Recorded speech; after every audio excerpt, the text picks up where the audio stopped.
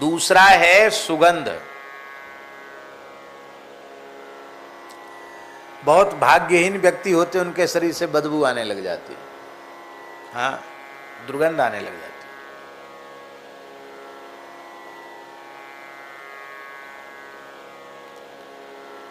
शरीर से एक विलक्षण प्रकार की सुगंध होना, यह भी सौभाग्य का सूचक है। दीनबंधु दास जी को स्मरण है खूब, क्योंकि इन्होंने पूज्य गुरुदेव श्री पहाड़ी बाबा की खूब सेवा की, चरण भी खूब दबाते थे।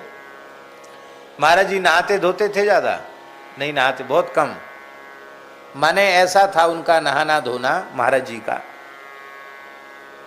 वो नीम के नीचे बैठे रहते थे खाली तखत पर, और पानी बरसने लग गया तो वो एक आधा कटा हुआ, उसको साधु में मतंगा कहते हैं, टूमा का, उसको जटाओं पे रख लेते कि सिर न भीजे, बाकी शरीर उनका खूब भीजता रहता पानी में।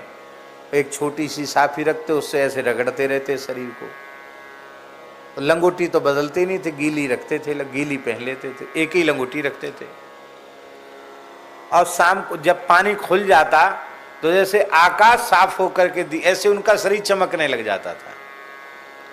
और वैसे कहो कुआं का पानी खींच के 10-5 बाल्टी नहा में नल के नहीं, ज्यादा नहीं नहाते थे, गर्मियों में भी नहीं नहाते थे ज्यादा वो, पर उनके शरीर से एक विलक्षण प्रकार की सुगंध हमेशा आती थी। हम लोग महात्मा के पास गए थे चीर घाट पर। कैसे महात्मा थे, धूल मिट्टी में सने हुए, मैं महीनों से नहीं नहाए हों, अवधूत महात्मा थे, बंगाली संत थे, बहुत अच्छे सिद्ध पुरुष थे वो, बहुत अच्छे नाम जापक थे। तो हम गए, कई संत लोग गए, उनके शरीर से एक विलक्षण सुगंध आ रही थी। हमारे पूज्य गुरुदेव श्री भक्तमाली जी के शरीर से एक विलक्षण प्रकार की सुगंध आती थी। तो ये सौभाग्य सूचक है, शरीर से सुगंध आना। अथवा शरीर से सुगंध किसके आएगी? ऊट पटांग चीज खाने पीने वाले, इनके शरीर से तो बदबू ही आती। मांसाहारी व्यक्ति के पास आप बैठ नहीं सकते। शराबी कबाबी के शरीर से बड़ी दुर्गंध आती है,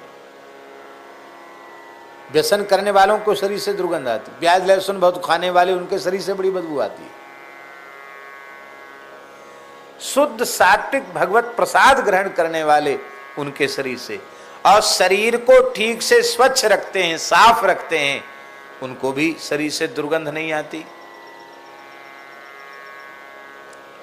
हमको श्री राधारमण लाल जी के गोस्वामी जी ने बताया, बोले हमारे यहाँ राधारमण लाल जी की अपरस में सेवा होती है, तो हम लोग स्नान करके जब अपरस में जाते हैं भीतर, तो पहले बहुत अच्छे ऋतु के इत्र से, अपने इत्र से हाथ धोते हैं। इत्र ऐसे लगाते हैं पूरे हाथ में, ऐसे पूरे इत्र लगाते हैं, वो अलग होता लगाने वाला।